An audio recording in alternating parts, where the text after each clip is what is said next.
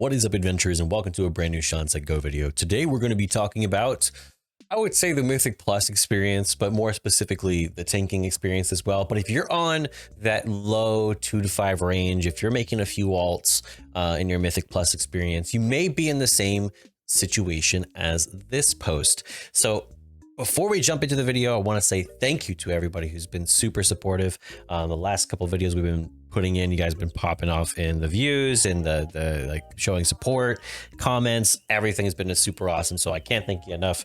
Can't do this without you guys, and I appreciate the subs and the likes and everything like that. So jumping into this one, if you're somebody who has been on the low end of Mythic Plus, this post might be for you. And this one says, who are these people in the +2 to +5 range? It's actual torture right now. Are they even people? I've played since Shadowlands at the worst I've ever seen it in the starter level keys, and it's not even close. First person says, honestly, this is so true this season, but they said something specific. Also, for some reason, why is every Vengeance Demon Hunter just a suicide bomber in every +12? I honestly think that there's tanks who know how to tank, and then tanks who are carried by DPS and good healers, and then they realize they're not a good tank. Maybe they don't realize it, that they're not in that situation, and that's what they this one says that they're what I like to call gamblers, really bad players who are re-rollers and just enter and leave keys and over until they get carried, get instant invites because they're playing the meta spec that allows them to have multiple times to try this multiple times per hour. This is exactly why I was suspicious of Restrostramies last season. I'm suspicious of Disc Priests and Vengeance Demon Hunters this season. I would say, yeah, I mean, I think this applies to a lot of classes in the meta, where you have a number of players who, I think the meta carries them. As much as people like to say the meta is what's ruining the game, the meta is a problem and stuff like that, a lot of people use the meta as a crutch, and I think that's where you experience the meta being a problem, really. I mean, like, if whether or not you play the meta doesn't necessarily matter in this case.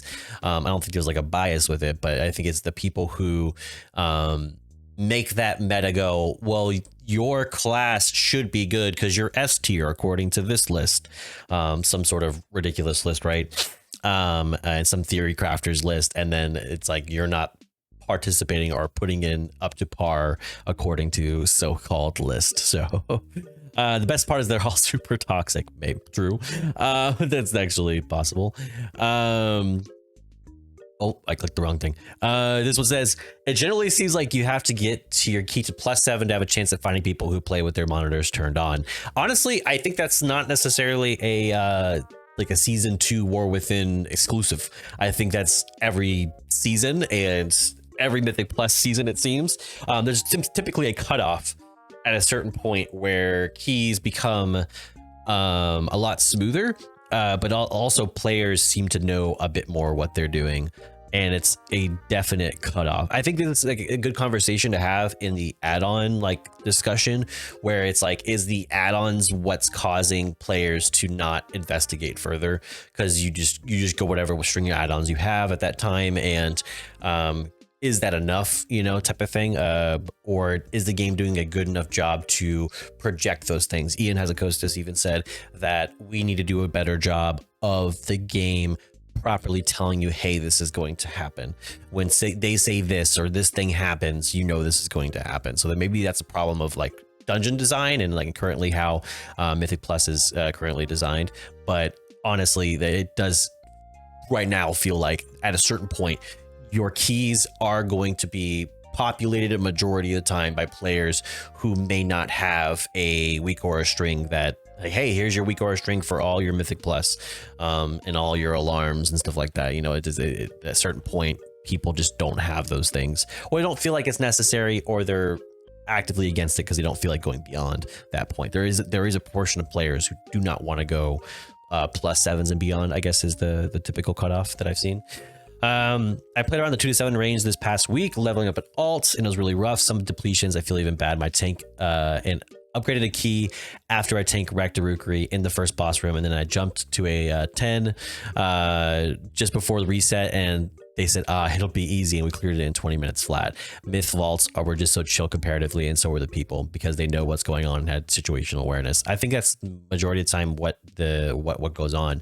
And I feel like a lot of people get discouraged in those earlier keys because people who don't necessarily know what they're doing are outputting insane levels of DPS. But when you put them in those harder keys, they're not outputting that same amount of DPS. There's a situation right now, I think, in difficulty of content where people are putting in massive amounts of DPS, or they're doing well in these lower keys, and once they get into the higher key situations, they're not doing as well. Like there's a clear cutoff in those situations, and it's kind of like, how do we curb those behaviors? But how do we curb it to make it to where those situations are better in the game? I feel like it's a Blizzard issue overall, but it's honestly feel like the lower keys are harder because everyone just expects to heal through the stuff that is supposed to one-shot you, but doesn't, and leaves you at 40% HP, only for the healer to be annoyed the entire time. And you have the people learning the top on top of that, so the tank doesn't know the routes, and DPS don't know what to kick.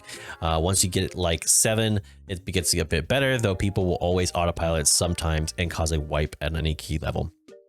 I tend to focus more on not dying than I do DPS, and that's why I typically will always be like just below first on DPS. But I'm kind of like the more of like, I'd rather get the interrupt, I'd rather avoid damage, I'd rather heal what damage I can versus just top DPS. I don't think I'll ever just be like top DPS. I have this mindset, like personally, I'm just like, I'm not going to be a top player. I think the big issue here, and this is the one thing, the frank truths that we like to talk about in these videos, there's milestones that a lot of people will reach that a lot of people either don't have the desire to or can't due to skill level. But I think that a lot of people have this false sense of, I can be that top player. You're not going to be that top player. It's not you, and this is not an insult. Like, I think there's a lot of people who can do insanely high keys. There's a lot of people pushing plus 12s, plus 13s, easy breezy, and going further and beyond at doing plus 15s, plus 16s. So I know that exists, but I think there's this false sense of like that if you do a plus 12, you're in the top echelon of players. I think the kind of the bar is there right now, and I think that there's not a lot of people really like it, even though we consider this a competitive game, right? Like right now, the biggest thing that is happening in WoW is making it this competitive scene, and trying to maintain that competitive scene. But in reality, everyone's performing at or above average, and there's very few who will ever perform in the true 1%. And that's why I always say, like, we shouldn't curtail a game for that 1%. I just feel like there's a lot more people who think they're the 1% who are not the 1%. That's all I'm saying. So like, I don't want to diminish anyone's achievements or what they're doing well, but I feel like a lot of that mindset starts early in these plus 2 to plus 5 keys, these early keys where people think they're the upper echelon of player and they're not. And that continues onto those later keys, and people still think that, like, oh yeah, I'm definitely a 1%er, and it's like, you're not. It's kind of average. But this other post contradicts that a little bit. This post says this would be the most fun Mythic Plus season if tanks weren't this weak. This is basically the first season that I can remember that tanks are very, very distinctly the bottlenecked, and is ruining all the fun. Saying this is an arcane as an arcane main pushing 17s that also plays some tanks, Vengeance, Demon Hunter, and Bear in lower keys. The rolls on general nerf from Dragonflight to War Within was completely unnecessary and highly problematic, not only from a supply and queue perspective, but gameplay wise as well. Roughly 30% of my keys that I have worked a whole afternoon to get to 17 gets depleted because they get 100 to 0 out of the blue. Another 15% of my keys get depleted on behalf of skip fails, another stupid thing that exists in keys. Like right now, like the motherload skip is like the most thing I've seen, like the tons of guides, and of course Floodgate as well, which is it's frustrating that's essential. It really is. A good 10% goes belly up. Because, let me go back to that. Because the problem with the skip is, if the skip, the skip, there's skips that exist that are just routes. and we call them skips because they skip something, right? But there's skips that are truly you are avoiding the dungeon design deliberately to, you know, have that extra time, right? Why aren't these things fixed and patched, or steer into the curve? What's the theory? Someone's gonna get me in the comments, and I know you exist. There's this thing of the where paths that are made. So let's say a sidewalk path is made, and in the grass you see the grass is dead all in a certain direction because people cut through the grass so often because the sidewalk and the route that people are taking is totally different in how effective they are. So people will take that route until it looks like a route because all the grass is dead. That's what skips feel like. Skips feel like the situation where people are taking these skips so often. It's just like, why don't they just go, hey, like, you guys do this skip so often, let's just make it to where you're not having to do your jump skips, you know, like, and do that. Like, let's just make it part of the game. Change it up a little bit. You can walk this way. Like we're not gonna make it to where you can't do this anymore, and now it's harder. Steer into it, you know, steer into it and make it a thing. Otherwise, like, to me, it's idiotic that it stays, and it makes it feel like Blizzard is comfortable with things being broken as long as people find a ways around what's broken, and it just feels lazy. Does anyone think that this is fun or engaging or anything that they want to engage in, either as a tank, heal, or DPS? Has anyone asked for this? It is true that they stated in the blue post is going to be giving more healers more agency, because I really don't think so. As a DPS and tank player, it's miserable. Like, imagine going through the hard part of Ascender, coordinating the Ape caster plus Hop Goblin pull, just so that the tank gets randomly 100 to 0'd in a global, or loses aggro on a hyena. There goes your whole day of work. Please come back tomorrow. Don't get me wrong, I play tanks up to 12 level 2. I'm not trying to blame this on them. I believe that most of the 3450 8 out of 8 mythic tanks with 3 titles do know what they are doing almost seamlessly. They still get clapped. They are still lose aggro. This is 100% on behalf of Blizz, and completely unnecessary and unasked for nerf between Dragonflight and the War Within.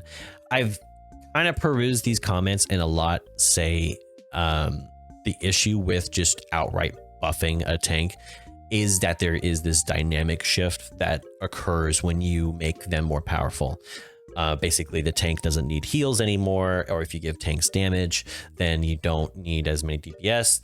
The tank is fine. You know, like, I guess giving one power shifts the responsibility and need for healers. Personally, I think that lifting up one particular class and making them stronger does make those groups a little bit more open to players to improve and do better, and improves the game overall. I personally think that really the game is easiest to gear for tanks and healers for a reason, because there are so few of them. I do think that they should be good at something and not necessarily good at something another class does. I don't think that the healer or tanks need to be the best healers. I don't think that healers need to be the best DPS. I don't think that DPS need to have a lot of mitigation, damage mitigation, or need to be healers, you know, like be self-sufficient in those type of ways. But I do think that those classes do need something. I do think that tanks need a decent amount of situations that help prevent, like, a cheat death from getting 100 to 0 in those situations that just feel unfair. Same thing with healers, where they can pick up in DPS whenever one of the DPS dies, so they can actually clear the fight. Same thing with DPS. Evasion tanking is like one of those things that it feels so good when it happens in the moment. But I mean, it's like one of those things is like, I like to have those contingencies, not necessarily as the way it has to be, but I think that that's one way to empower everybody that I think improves the game overall in these situations. But this is high keys. This is 17s. I mean, this is not necessarily a scenario that everyone is dealing with right now. I just feel like right now, a lot of players who are in this 2 to 5 range that I was just talking about, who are now in these higher keys, are realizing the problems, because what happens in those higher keys is that those smaller problems become more and more prominent, highlighted, present. And so the things that you dismissed in earlier keys because you were like, well, I just didn't know enough, or I just didn't do this right, or I probably messed this up. Now you know, and you're like, wait, this feels unfair. and you're at a point or a stage in a game where you have this sunk cost sort of fallacy like brewing in your brain, and there's not really a way for you to cope or mend these issues. You just kind of learn to overcome them as a player. So I feel like this is a position that I think is understandable, even though it's such a like a 1%er type of opinion. There's not everybody's doing 17s, but at the same time, it's very approachable to even the lower keys, because right now it feels like sort of like how hardcore is to classic. It feels like high keys aren't built for the Mythic Plus system. It gets to a stage where things become less and less practical, less and less reasonable, and less understandable. Even though you have all this built up knowledge that you won't be able to use outside of the season. You know, there's carryover, of course, but there's just these things that like, oh, I have to do this because specific to this dungeon, it's like this, and that may never happen again. So it's like this buildup of this knowledge just for the sake of overcoming, in my opinion, Blizzard's faults. So what are your thoughts about this? Let me know in the comments, of course. What do you think is the biggest issue in the lower keys, but then something that goes from the lower keys and then is felt in the higher keys? That's what I want to know. I want to see what's really ailing people, because I think there's a lot of people, especially this season, who have reached that 3K range, who are starting to feel some of the issues that they never necessarily approached, or maybe you just never did Mythic Plus back then. Additionally, there's players who are, I think, that are learning in a bunch of different perspectives, whether that's tank or healer or DPS. So I think there's a lot of different perspectives that I think are valuable in the community that I think that are there now. And I hope to see them in the comments. So let me know. Of course, if you like this video, give it a like, subscribe to the page while you're at it. On top of that, we do have a Patreon where we do a podcast talking about WoW and topics as such. It's called Hearths and Crafts. You can subscribe to the Patreon free to see the content that we're brewing and cooking up as well. And then if you want to get that behind the scenes content, that extra content that we record, hours of content, you can also subscribe, and it helps us make videos just like this one, as well as the podcast, and then of course more content on the WoW subject. So my goal in the end all be all is if I can be the, what was it that they brewed up a little while ago? It was like a community representatives or something like that. If I can be like a community representative in this space, then I feel like I'm doing something that's contributing back to the game that I've played for 10 plus years. So until next time, guys, I'll catch you in the next one. Peace.